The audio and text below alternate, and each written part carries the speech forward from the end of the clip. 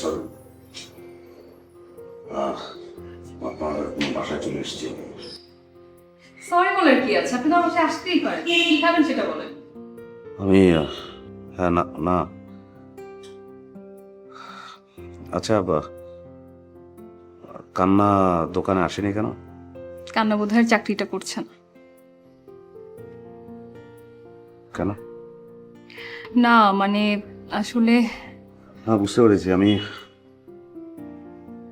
আমি রেগে গিয়েছিলাম, কিন্তু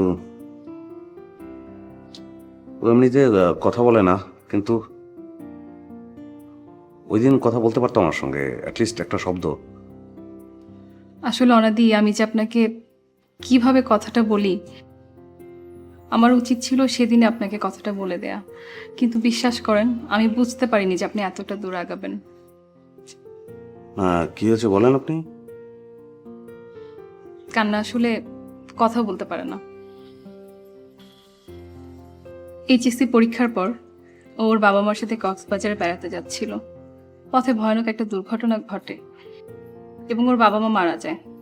সৌভাগ্যক্রমে কান্না বেঁচে যায়, কিন্তু কান্না বেঁচে গেল ওর মেনিনজাইটিস হলে এবং ব্রেনের কমপ্লিকেশন দেখা দেয়, কথা বলার শক্তি হারিয়ে ফেলে। হ্যাঁ হ্যাঁ, পারে না, ও কথা বলতে পারে না। হোক বোবা হোক,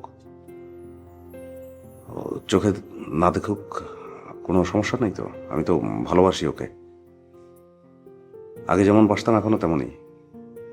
তো যাই হোক, কান্না এখন ওর ছোট খালার ওখানেই থাকে।